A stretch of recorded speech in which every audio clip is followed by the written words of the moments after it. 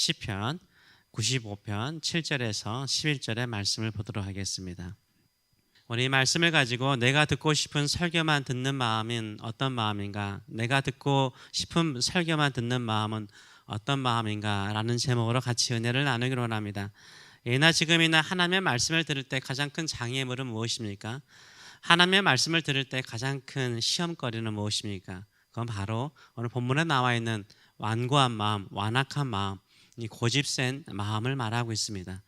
출애굽 시기에 광야에서 이스라엘 백성들의 가장 큰 문제는 완고한 마음이었습니다. 지금 이 시대의 성도들에게도 가장 큰 문제는 무엇일까요? 완고한 마음이에요. 생각보다 우리 마음들이 완고합니다. 어느 시대를 막론하고 완고하고 굳은 마음은요, 하나님의 뜻을 이루는데 가장 큰 장애가 되곤 합니다. 선지서들을 읽게 되면은 계속해서 선지자들이 외치는 말도 무엇입니까? 이스라엘 백성들, 유다의 백성들을 향해서 그 완고한 마음, 그 굳은 마음 좀 버리라고 말하고 있어요. 그래서 성령을 통해서 부드러운 마음 가지라라고 끊임없이 외치고 있습니다. 복음서에서 예수님께서라든지 요한계시록에 나와 있는 들을 귀가 있는 자는 들을지어다. 이 말 뭡니까? 듣고 있어도 듣지 않는다는 거예요. 이게 바로 이 말씀을 들을 때 완고한 마음으로 듣고 있다라는 것을 말하고 있는 것입니다. 우리 마음이 굳어지지 않도록 늘 조심해야 됩니다. 어느 사이에 땅들이 굳어지는 것처럼 우리 마음이 굳어질 수가 있는 것입니다. 오늘 본문도 하나님의 거룩한 말씀을 그 듣는 자리에서 우리의 마음을 완고하게 하지 말도록 경고하고 있습니다. 그렇다면 완고한 마음은 어떤 마음일까요? 세 가지가 나와 있는데요. 첫째는 하나님의 사랑과 하나님의 능력을 의심하는 마음이에요. 하나님의 사랑과 하나님의 능력을 의심하는 마음이죠. 7절 하반절에서 8절의 말씀을 보게 되면 너희가 오늘 그의 음성을 듣거든, 하나님의 음성을 듣거든, 너희는 무리바에서와 같이 또 광야의 마사에서 지냈던 날과 같이 너희 마음을 완악하게 하지 말지니라 라고 말하고 있어요. 이 무리바와 마사는요, 광야에서 이스라엘 백성들이 하나님께 불평하고 원망하여서 하나님을 분노하게 했던 장소를 말하는 것입니다. 이스라엘 백성들이 광야 생활하면서 가장 필요한 것이 무엇입니까? 물입니다. 광야에서는 물이 없으면 죽는 것 같습니다. 그런데 물이 없어요. 그러니까 그들이 불평을 하죠. 모세에게 원망을 하고 모세와 싸워요. 왜 우리에게 물이 없냐고. 그렇게 다투죠. 그래서 무리바의 뜻은요, 원망하다, 다투다는 뜻을 가지고 있어요. 원망하고 불평하였습니다. 또 마사라는 것도 마찬가지입니다. 마사의 뜻은 시험이라는 의미를 가지고 있습니다. 하나님의 사랑과 능력을 의심하죠. 하나님께서 불기둥으로 구름기둥으로 그들을 보호하시고 인도하심에도 불구하고 매일 아침마다 만나를 보내서 그들을 먹여주심에도 불구하고 그들이 고기가 필요할 때마다 메추라기를 보내주셔서 그들을 먹여주심에도 불구하고요, 그들은 조금만 힘들면요, 어려면요, 하나님의 사랑을 의심했어요. 하나님의 능력을 의심하고 하나님을 시험하였다라고 말하고 있습니다. 9절의 말씀을 보게 되면 그때의 너희 조상들이 내가 행한 일을 보고서도, 이 내가 행한 일은 하나님께서 행한 일이죠. 그들은 하나님께서 직접 행하신 놀라운 기적의 일들을 본 사람들이에요. 내가 행한 일을 보고도 나를 시험했대요. 하나님의 사랑과 능력을요, 시험했어요. 의심했어요. 다투었어요. 또 조사하였노라 라고 말하는데, 이 조사라는 말이 뭡니까? tried me. 내 마음을 떠봤다는 거예요. 하나님의 마음을 떠본 거예요. 하나님의 마음은 일정하세요. 하나님은 늘 일정한 사랑의 마음으로 우리를 긍휼히 여기는 마음으로 대하는데 그걸 떠보는 거예요. 하나님의 마음을 떠봤다라고 말을 하고 있습니다. 이렇게 하나님이 행하신 직접적인 기적과 이적을 봄에도 불구하고 하나님의 사랑과 하나님의 능력을 의심하였다라고 말하고 있어요. 그런데 이렇게 하나님의 사랑과 성실하심으로 하나님께서 돌보심에도 불구하고요, 이들은 항상 의심하고 불평하였어요. 심지어 40년 동안 그렇게 했어요. 광야 생활 40년 동안 그렇게 했어요. 그래서 하나님께서요, 40년 동안 근심하셨어요. 제발 힘들고 어렵다고 하나님의 사랑과 능력을 의심하지 말라라고 하나님께서 근심하셨다라고 오늘 본문은 말하고 있습니다. 그래서 둘째로는 완악한 마음은요, 비틀거리는 마음이에요. 방황하는 마음입니다. 10절의 말씀을 보게 되면 내가 40년 동안 그 세대로 말미암아 근심하였대요. 내가 40년 동안 그 세대로 말미암아 근심하였대요. 이르기를 그들은 마음이 미혹된 백성이라 내 길을 알지 못한다 하였노라.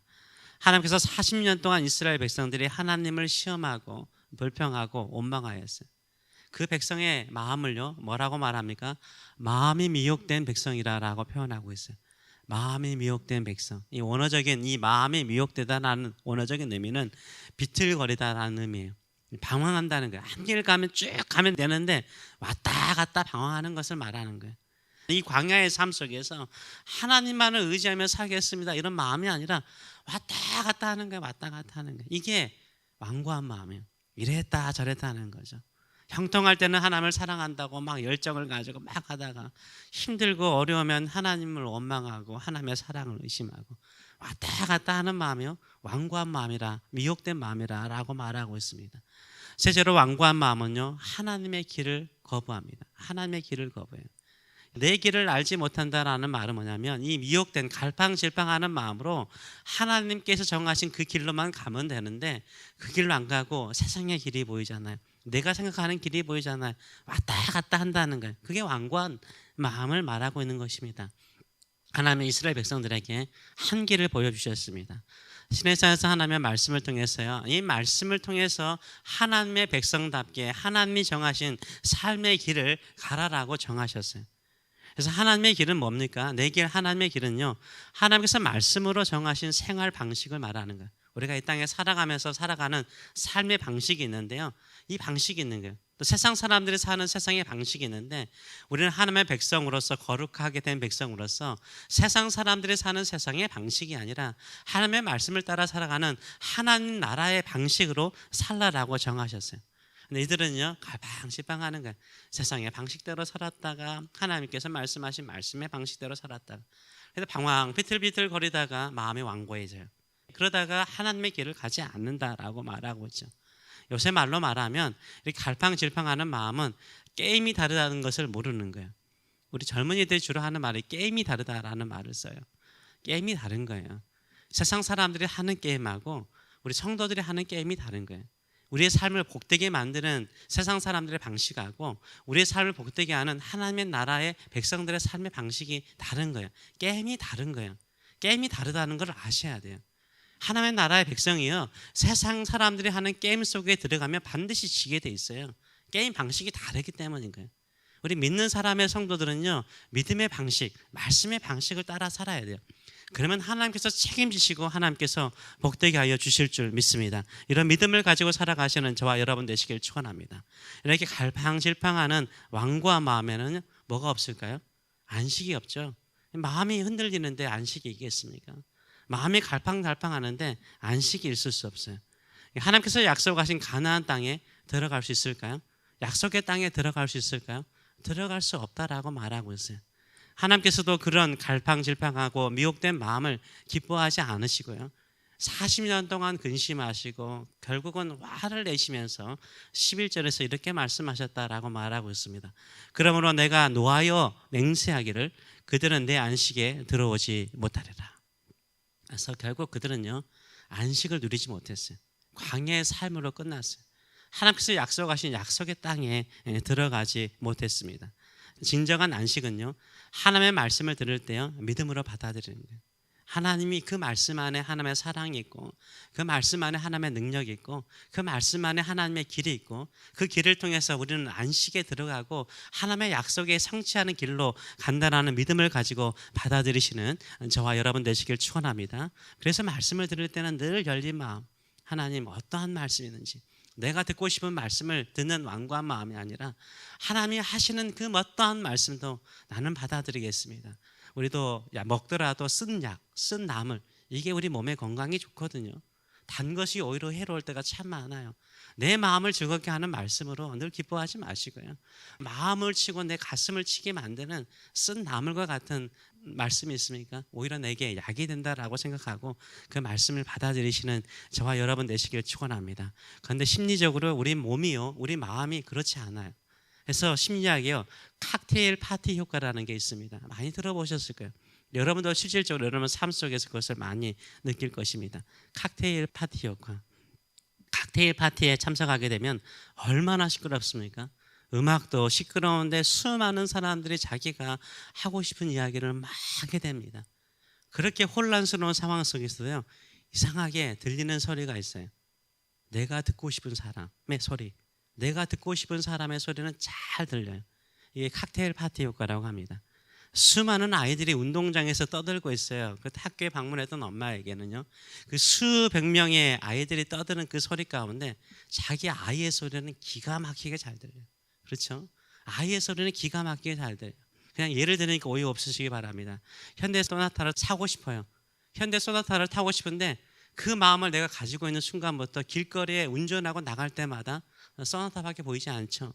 이게 바로 칵테일 파티 효과라고 말하는 거예요. 내가 관심 있고 내가 듣고 싶고 내가 보고 싶은 것은 이상하게 잘 보이는 것이 우리 몸이에요. 또 우리 마음인 거예요. 또 말씀 앞에서도 마찬가지죠. 우리도 말씀 앞에서요, 내가 듣고 싶은 소리만 듣고 싶어요. 좋을 때도 있죠. 그런데 하나님 말씀 앞에서는 그렇지 않다는 거죠.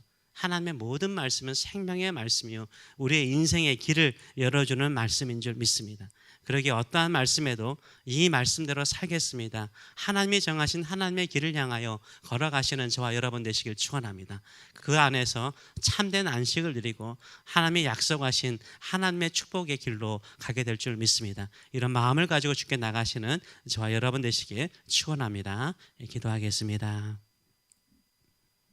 살아계신 하나님 아버지, 그렇습니다. 우리도 어제 갈팡질팡했습니다. 진짜 하나님의 말씀은 능력이 있는지, 그 약속의 말씀은 힘이 있는지, 그 약속의 말씀대로 반드시 이루어지는지 생각할 때도 있었습니다. 굳은 마음 다 내려놓습니다. 오늘도 이 새벽에 은혜의 단비로 우리의 마음을 적셔 주시옵소서. 옥토밭으로 만들어 주시옵소서. 늘 하나님의 말씀은 옳습니다.